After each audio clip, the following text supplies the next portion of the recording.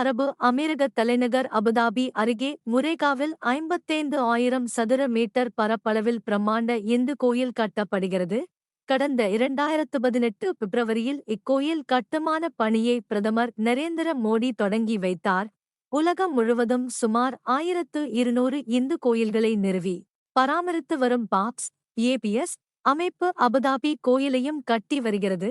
கட்டுமான பணிகள் இறுதிக்கட்டத்தை எட்டியுள்ள நிலையில் இக்கோயில் பிப்ரவரி 2024 14ஆம் தேதி பக்தர்களின் வழிபாட்டுக்கு திறக்கப்பட உள்ளது.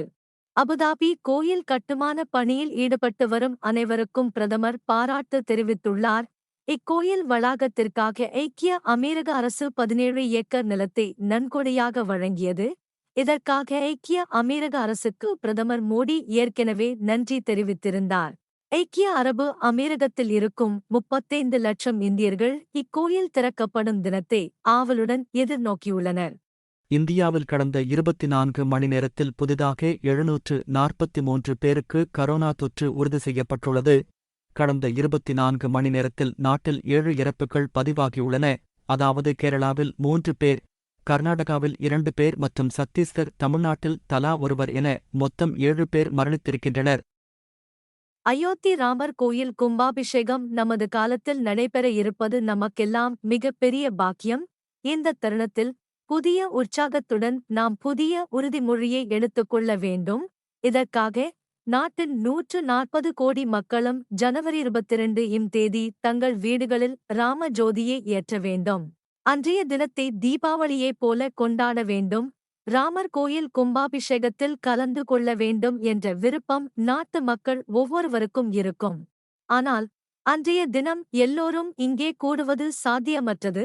எனவே ஜனவரி 22 தேதி கும்பாபிஷேக விழா நடந்து முடிந்த பிறகு ராம பக்தர்கள் தங்களுக்கு ஏற்ற ஒரு நாளில் அயோத்திக்கு வருகை தர வேண்டும் என்று வேண்டுகோள் விடுக்கிறேன் என்று பிரதமர் மோடி கூறியுள்ளார். திருநெல்வேலி, தூத்துக்குடி மாவட்டங்களில் மழை வெள்ளத்தால் பாதிக்கப்பட்ட மக்களுக்கு விஜய் மக்கள் இயக்கம் சார்பில் நிவாரண உதவிகள் வழங்கும் நிகழ்ச்சி பாளையங்கோட்டை கேடிசி நகரில் உள்ள தனியார் மண்டபத்தில் நடைபெற்றது. இதில் நடிகர் விஜய் பங்கேற்று பாதிக்கப்பட்டவர்களுக்கு உதவிகளை வழங்கினார். நிவாரண உதவிகளை வழங்குவதற்காக 2 மாவட்டங்களில் இருந்து பாதிக்கப்பட்டவர்கள் 1500 பேருக்கு டோக்கன் வழங்கப்பட்டு அவர்கள் அழைத்து வரப்பட்டிருந்தனர்.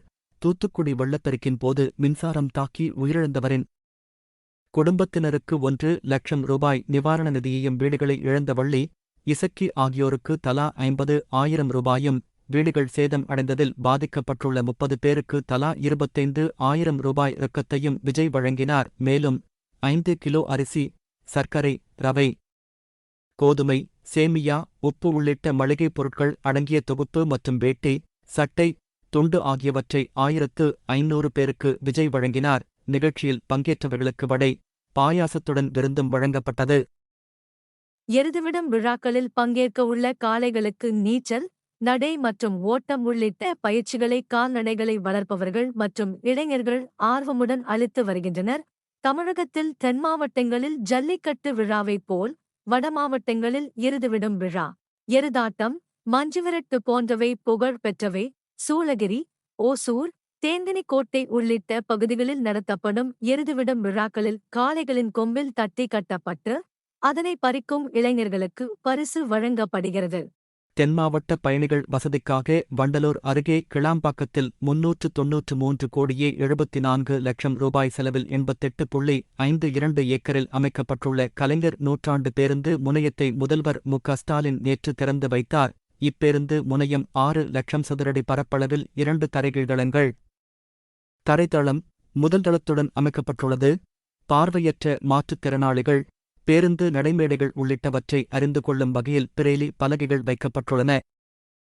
சிறப்பாக செயல்படும் தலைமை ஆசிரியர்களுக்கு ஆண்டுதோறும் அறிஞர் அண்ணா தலைமைத்துவ விருது வழங்கப்படும்.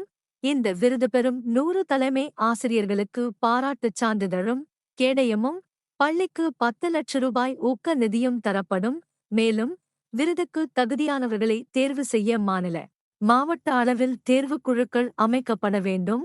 பரிந்துரைகளை மாநில குழுவுக்கு ஜனவரி 20க்குள் சமர்ப்பிக்க வேண்டும். குற்றவழக்கில் தொடர்புடையவர்களை பரிந்துரை கூடாது என்று அறிவுறுத்தப்பட்டுள்ளது. உலக மக்கள் தொகையில் கடந்த ஓராண்டில் 7,50,00,000 பேர் அதிகரித்தனர். வரும் புத்தாண்டு தினத்தில் உலக மக்கள் தொகை 800 கோடியை தொடும். உலகம் முழுவதும் குழந்தை பிறப்பு வினாடிக்கு 4.3 ஆகவும் இறப்பு 2 ஆகவும் இருக்குமென எதிர்பார்க்கப்படுவதாக அமெரிக்காவைச் சேர்ந்த மக்கள்தொகை கணக்கெடுப்பு அலுவலகம் கூறியுள்ளது. சக்தி மசாலா நிறுவனத்தின் இயக்குனர் சாந்தி துரைசாமிக்கு 2023ஆம் ஆண்டுக்கான சிறந்த பெண் தொழில் முனைவோர் விருதை உலகளாவிய தொழில் முனைவோர் மேம்பாட்டு அமைப்பான டைகான் TCON வழங்கியுள்ளது. இதுகுறித்து சாந்தி துரைசாமி கூறுகையில், உலகெங்கிலும் உள்ள தொழில் முனைவோரை ஊக்குவிக்கும் ஒரு மதிப்புமிக்க அமைப்பிடமிருந்து இந்த அங்கீகாரம் கிடைத்ததில் மகிழ்ச்சி. வணிக உலகுக்கும் சமூகத்துக்கும் மேலும் பங்களிப்பு வழங்க இந்த விருது ஒரு உந்துதலாக இருக்கிறது என்று கூறினார்.